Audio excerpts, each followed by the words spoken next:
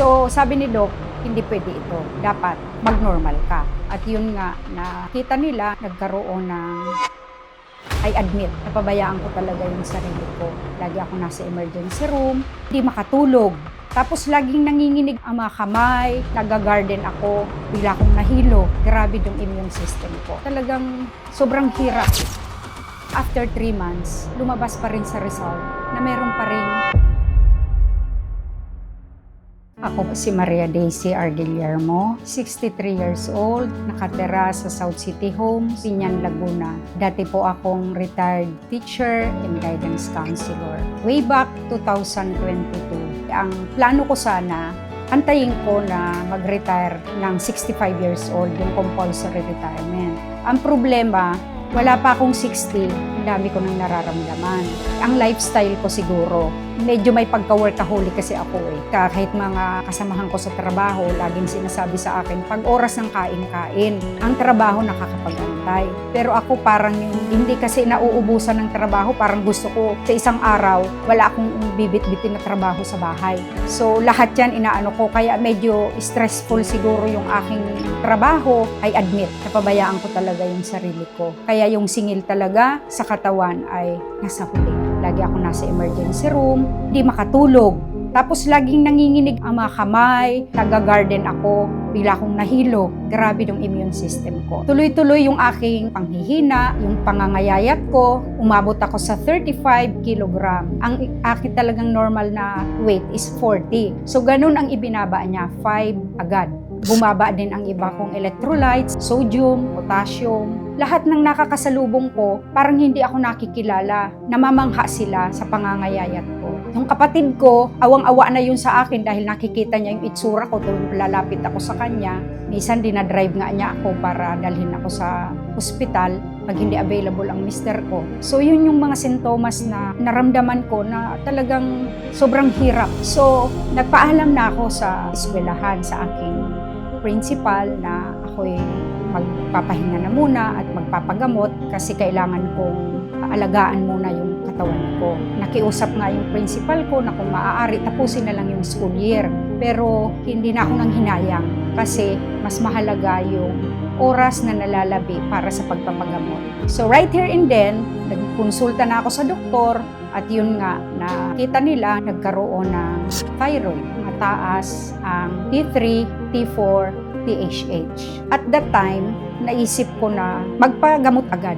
Magpa-check up ng thorough check up. That was already June. Binigyan ako ng doktor ng advice na magpa-laboratory test at niresitahan niya ako. Kaya lang after 3 months, lumabas pa rin sa result na meron pa ring abnormality. So nagfa-fluctuate siya. So sabi ni Doc, hindi pwede ito. Dapat mag-normal ka. Pinaulit ng pinaulit yung aking laboratory test. Nakaabot din ako ng almost 100K sa kakabalik-balik. At yung pa rin, lumalabas pa rin na mataas pa rin yung T3, T4. Nag-browse ako sa Facebook, nakita ko siya, mayroong ngang nag-testify na gumaling siya sa hyperthyroidism. And then meron ding mga cases ng hyperacidity. So sabi ko, ito ata yung hinahanap kong gamot na babagay sa sakit ko. Parang na-curious ako. So sabi ko, try ko nga.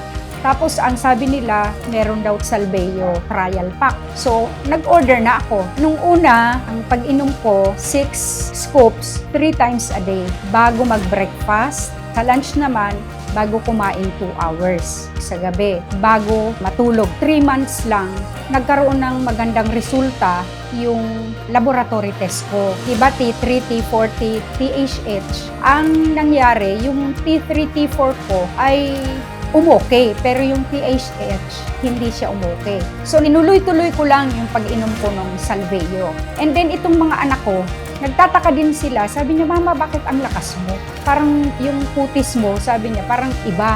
Hindi na katulad no, na para kang putlang-putla. Nung kapatid ko, nagulat din siya sa akin. Bakit para sabi niya, ang sigla mo, you're so active, sabi niya sa akin. Basta nung natuklasan ko ang Salveyo, makalimutan ko na ang lahat. Huwag lang yung pag-inom ng Salveyo. Kasi nakita ko talaga sa katawan ko, lumakas ako. Dati hindi ako makalakad, hindi ako makapag-walking everyday. Pero nung nag-Salveyo ko, nakakaikot ako ng subdivision 8 times. Parang 10,000 steps sa ata yun. Sabi ng doktor, kailangan mo mag-move para maramdaman mo yung strength, yung energy kung talagang lumalakas ka. So yun yung napansin ko. Sobrang pasalamat ko kay Lord. Sobrang pasalamat ko talaga sa Salveyo na nakuha ko yung gamot na yan na tamang-tama talaga sa sakit ko. So ang nangyari, nung pagbalik ko, pinaulit-uli, that is already October. So true enough, nang nakita niya yung result ng ano ko, na ano siya nakita ko yung face niya, nagulat. Parang hindi siya makapaniwala na free na ako sa thyroid. Tapos, mami, sabi niya, sa susunod na ulit tayo magkita.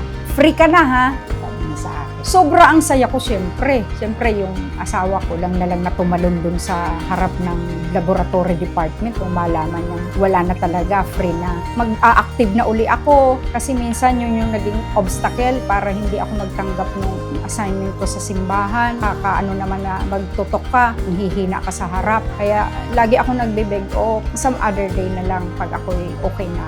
So, that's a great blessing. It's an answered prayer talaga. Mga panalangin ko ay hindi kailanman biligo ni Lord. Ngayon, balik na ako sa dati. Nag-garden na uli ako, nag-walking na uli ako, at wala na akong maramdamang pagod. Sa Salveyo Barley, iba ka. Ang galing mo. Talagang hulog ka sa akin ng langit. Thank you so much, Salveyo Barley Cross. At muli, ako po si Maria Daisy Guillermo at ito po ang aking kwentong Salveyo.